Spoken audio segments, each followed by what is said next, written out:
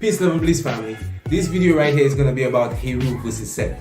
Now, before we go on to the video, first of all, I'd like to apologize to the family for even the time span it took us to even produce another short video. But as the family should know, just recently we were actually preparing for a lecture we had in Viewfort St. Lucia entitled The Black Woman is Gone.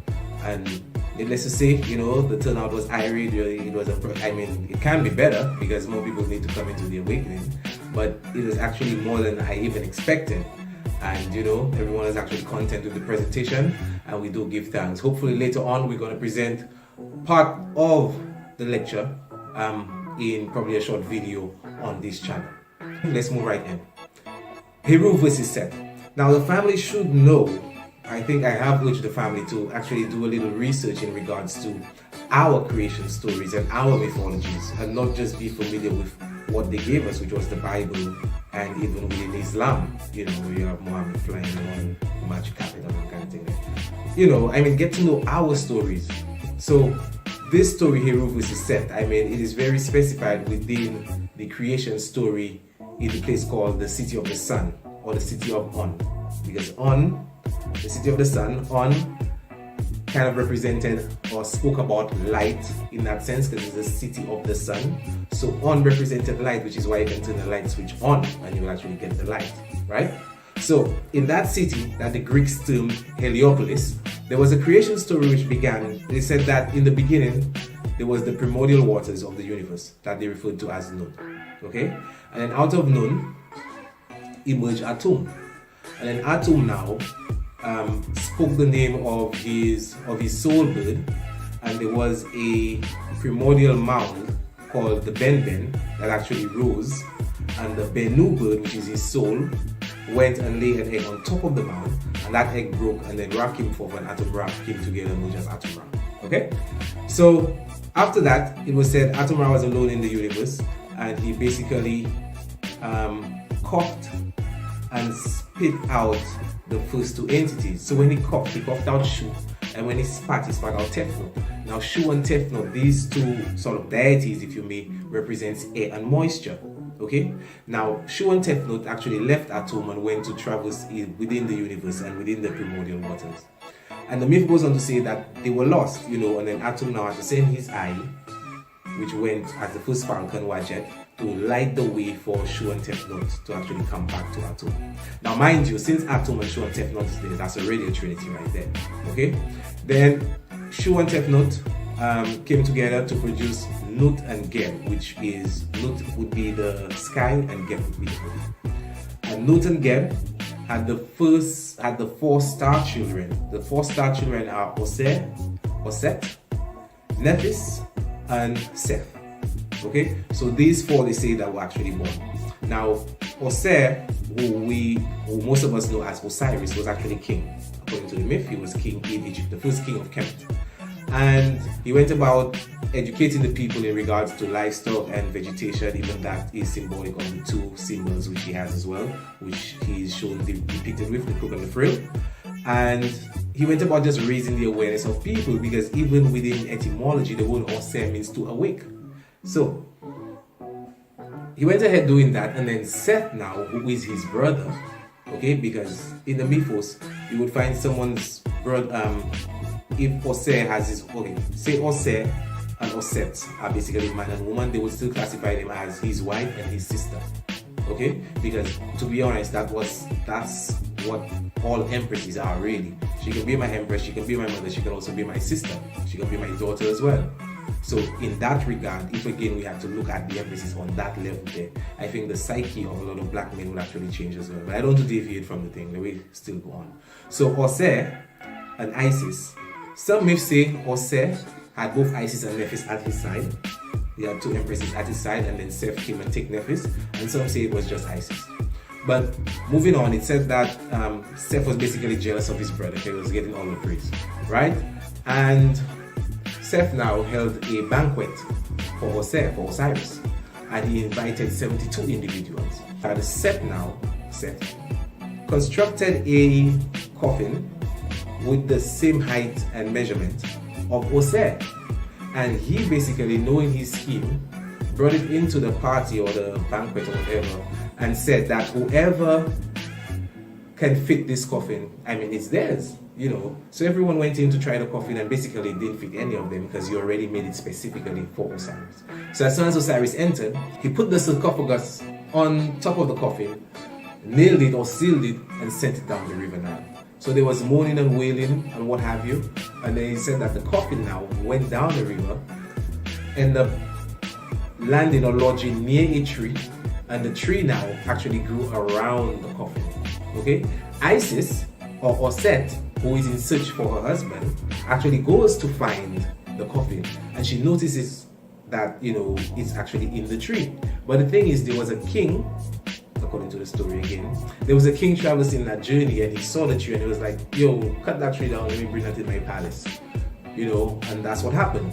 And Set volunteered to become a nanny in the palace, so she transformed herself to an old woman. So there was some time in the palace where they left her with the children, and in her rituals, so to speak, she was actually going to pass the children through some fire, through fire. And when I think the maiden came and actually caught her, and I was going to squeal and say, yo, what are you doing, gods or something, she actually transformed into Set. And then the woman now humbled herself. So when she humbled herself, she asked Set, what is it that you want? And then Set now explained that Set was trapped in that log, in that pillar. So they gave it to her, and then she fled away. By that time, Set had already hit a vine. So Set now came back, right? Took the body of Set from the coffin, and he chopped it in 14 pieces. These 14 pieces, he scattered it all over the land. Set again remembered her husband. That's where you will get the term remembered. Because after she went and gathered all the parts together, she got all the parts save for one part, which is his phallus or his penis. Okay?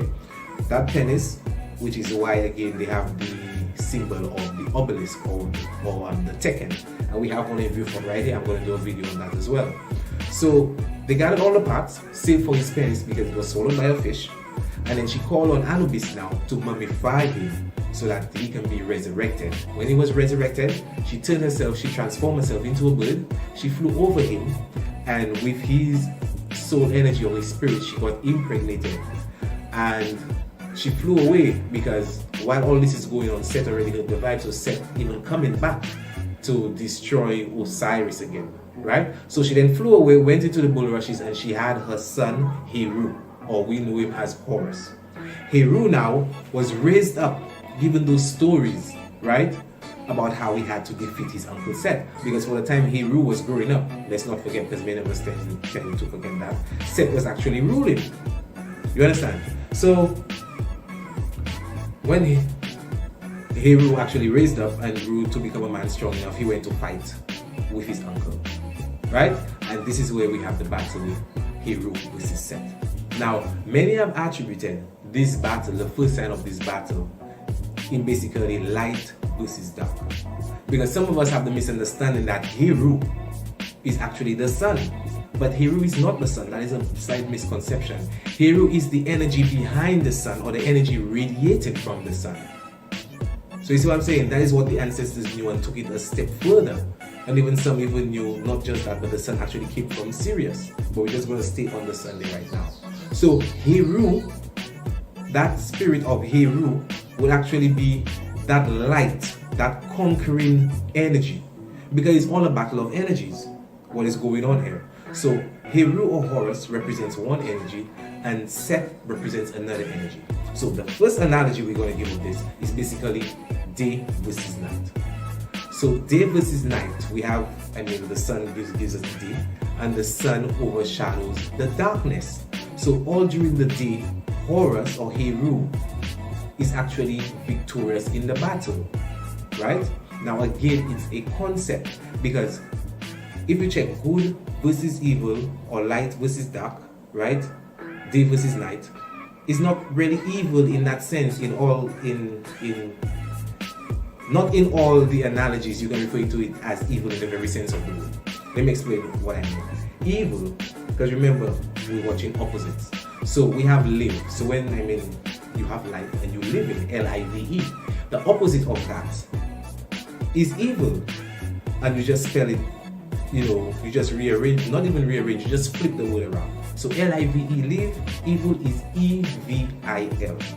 You understand, family? And the devil comes because the darkness, nobody liked the darkness back in the day because that was when the predators and the animals came out to eat people.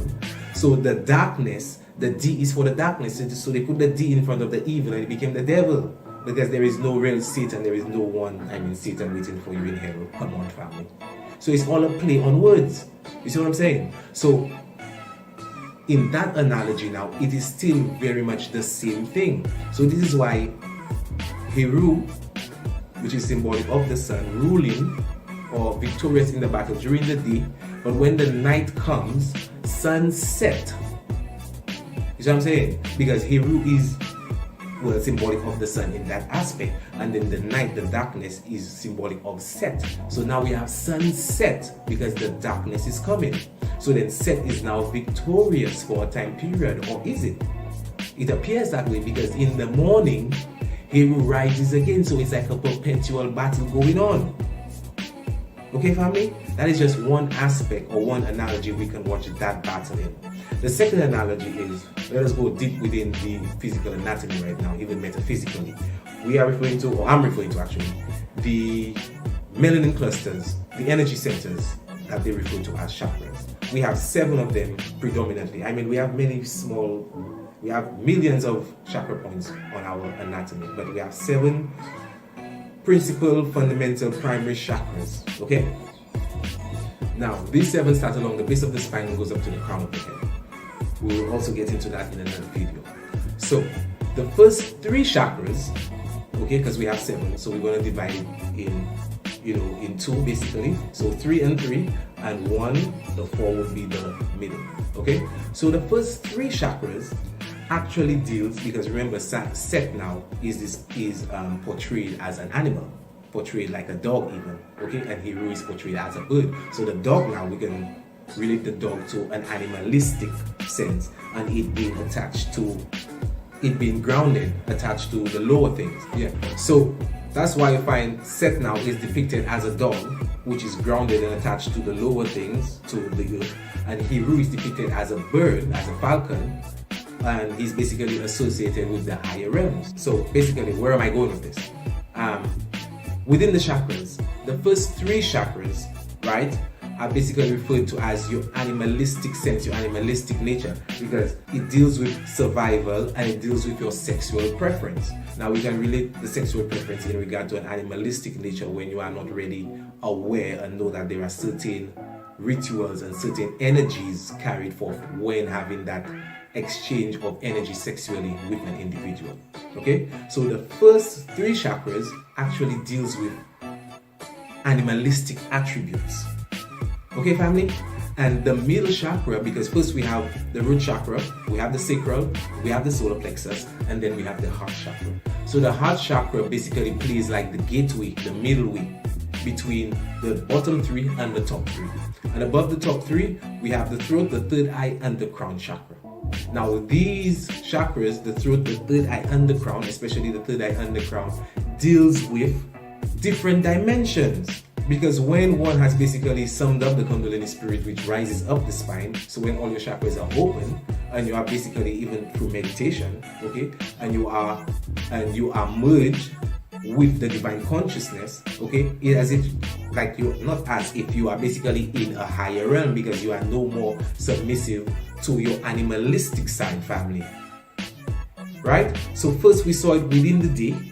Day and night, good versus evil, all that is the battle of Set versus Heru. And we show it within the anatomy in the chakras. I hope the family is following me, okay? And then we can also show it within the brain, because the brain now is mainly comprised of 3 main parts. We have the brainstem, we have the cerebellum, and we have the cerebrum. The reptilian brain, the part of the brain referred to as the reptilian brain, okay, is associated with the cerebellum and the brainstem. We're not looking at the brainstem all the time, we're looking at the cerebellum and the cerebrum, okay? So the R complex, the reptilian part of the brain, is associated with the cerebellum, okay? And the cerebrum, which is where we have the left and right hemispheres of the brain, which are associated with logic and intuition, is symbolic to what they refer to as the bird brain, family. And the bird brain, remember, Heru is actually symbolic of the falcon, which is a bird. So we have it in our brain, the breakdown of the Heru and Set, okay? Because the cerebellum is actually responsible for the automated functions within your body, like for breathing, heart rate, body temperature, and these kind of things right there. Like it's automated, and it's also with, you know, anything you get off just a response like that, or you're basically not really in charge of it, unless you haven't mastered that through meditation, is actually an automatic, a set nature. You understand? Because most times you have to rethink again to actually control the desire or whatever it is. So these sort of analogies can actually be contrast against that same Heru versus Set battle. So we've shown it within nature, which is the battle of day versus night. It's even in society, you know, where you will see they have what you would even label as righteous people against evil people in that aspect. Okay? We showed it within the body. It happens within the chakras. Okay, even the energies inside of you, the yin and the yang, because we have both the good and the bad spirits. We have both the good angel and the bad angel. You know, sometimes you'll see in the cartoons or whatever on its shoulder, right? So even all that is associated, and they got that understanding from these things, family. So we showed it in nature, we showed it in the body, we showed it in the brain as well, right? So, and even behind me here, you know, Heru and Set. Okay, this right here is your will. So this basically, we can call it, anytime you make a decision, this is what happens. So your will, family, has, you know, it has the freedom to actually choose to become animalistic in nature or be that Heru. Now Heru is associated with the word, that's where they got the word hero from. So we have to try to be the heroes of our story, family. So this basically happens every time you make a decision. So even in future plans, because someone can plan to be doing bad or someone can plan to be doing good. You see what I'm saying? So this is why we chose this background at Melanated Empire, because it's very fundamental. Right, family? So I hope I explained as best as I could this battle between Horus versus Set, and we are urging the family to be that hero in your story. Because while we do not want to do away with Set, because sometimes you need to tap into that Set nature to deal with certain circumstances. Take, for example, on certain hieroglyphs, you would see Set actually on the boat of Ra, slewing the enemies of Ra, which is, sometimes you'll get it as Apep or Apap, the snake, the serpent. Right? So sometimes you need that Set, but too much Set will have you set in your ways. Too much TV Set will have you like a program zombie. You see what I'm saying? Program zombie, just all you want to do is just eat junk and watch TV and nothing running. You don't understand, you don't stimulate your mental, you know what I mean? And when you're setting your ways, you set in your belief system. Another example of being set in your ways, you set in your belief system. You cannot grasp a notion that there being something greater which can help you towards that path of enlightenment, which is basically what we are all here for. Right? So too much Set will have you set in your ways, even certain little things. I mean, I'm sure the family can come up with a lot of examples how someone will be set in the ways. You know, certain things you were raised up with. You understand? And you feel that you have to remain attached to these things. Okay? This is another example of being set in your ways. We, as we become older and more enlightened, we need to break away from these things, leave Set alone for the time, and be that hero, family. So it's all about this quest and this continuous, perpetual endeavor to be that higher version of ourselves. Having said that, family, I hope the family understood the video. We're gonna have some more videos coming in, you know, and getting back on that ball. Peace to the family, love and peace.